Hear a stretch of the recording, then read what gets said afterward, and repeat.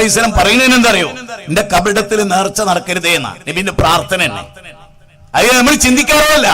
നബി സല്ലല്ലാഹു അലൈഹി വസല്ലം ഈ ലോകത്തോട്, കാരണം നബിക്ക് അറിയാം, കാരണം എന്താണെന്നറിയോ? അതുകൂടെ പറയണം. ആയിഷ ബീവി റളിയല്ലാഹു തആല അൻഹയോട് നബി പറയുന്ന ഒരു വാക്കുണ്ട്. ആയിഷ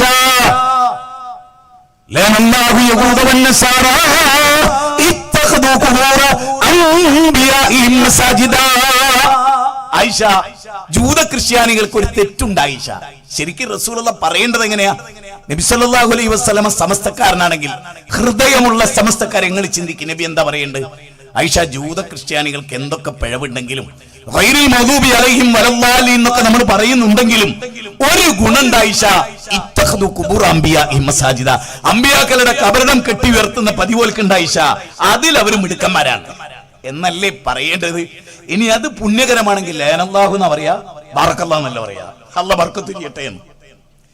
ജനങ്ങളെ ശരിക്കും ആലോചിക്കൂ. റസൂലുള്ളാഹി സ്വല്ലല്ലാഹു അലൈഹി വസല്ലം ഈ ലോകത്തോട് വിട പറയുമ്പോൾ പ്രാർത്ഥിക്കുന്നത് എന്താ? അതുകൊണ്ടാണ് ഞാൻ പറഞ്ഞത്, BP അങ്ങാടിയിൽ ഈ നേർച്ച, അവിടെ റസൂലിന്റെ പ്രാർത്ഥന അല്ലാഹുമ്മ ലാ തജിഅ ഖബരി വസനൻ യുഅബദ്, എന്റെ ഖബർ ആരാധിക്കപ്പെടുന്ന ബിംബാകരുത്. അല്ലാഹുമ്മ ലാ തജിഅ ഖബരി ഈദാ, എന്റെ ഖബറും പുറത്ത് ഈദ് നടക്കരുതേ റബ്ബേ, ഉറൂസ് നടക്കരുതേ. ലോകത്തിലൊരു പ്രവാചകന്റെ പ്രാർത്ഥന.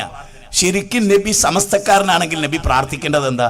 ലോകത്തിലെ ഏറ്റവും വലിയ ആനയുള്ളെന്നുള്ളതും വെടിക്കെട്ടും ഉറൂസും ഈ ഖബർ, റബ്ബേ ഞാൻ നിന്റെ അന്തിമ ദൂതനാണ്, നിനക്ക് എന്നെ പോലെ ഇഷ്ടമുള്ള ഒരു നബി ഇല്ല, അതുകൊണ്ട് ഏറ്റവും വലിയ ഉറൂസ് ഇവിടെയാ നടക്കേണ്ടത്, നല്ലേ ദുആ ചെയ്യേണ്ടത്. പടച്ചോനെ അത് നടക്കരുതേ എന്ന് ദുആ ചെയ്യണമെങ്കിൽ നബി അതിനെതിരല്ലേ? പിന്നെ ഏറ്റവും പ്രധാനമോ, അവിടെ വെച്ച് അള്ളാഹിനോടൊപ്പം അവർ വേറൊരാളെയും വിളിക്കൂല, കുത്തുബിയത്ത് നടത്തൂല. അവിടെ വെച്ചിട്ട് അതിന്റെ ഉള്ളിൽ ഒരു ഖബർ കെട്ടി ഉയർത്തി അവിടുത്തെ മഹാനെ വിളിച്ച് പ്രാർത്ഥിക്കൂല. ശരിക്കും പള്ളിയിൽ നിന്ന് മഗ്‌രിബ് നിസ്കരിച്ച് ഇങ്ങോട്ട് ഇറങ്ങുമ്പോ ഈ പള്ളിയുടെ ഉള്ളിൽ തന്നെ ആയിരിക്കും ഖബർ. ആ ഖബറിന്റെ അടുത്ത് വന്നിട്ട് കരയുന്ന സമസ്തക്കാരൻ അള്ളാന്റെ മുമ്പിൽ ജീവിതത്തിൽ കരഞ്ഞിട്ടില്ല. എന്താ പ്രശ്നം? ഓൻ ഈ വലിയനോടുള്ള വിശ്വാസം പടച്ചോനായിട്ട് അവന്റെ കൽബിലില്ല. ഇതാണ് മനുഷ്യരെ പച്ച സത്യം.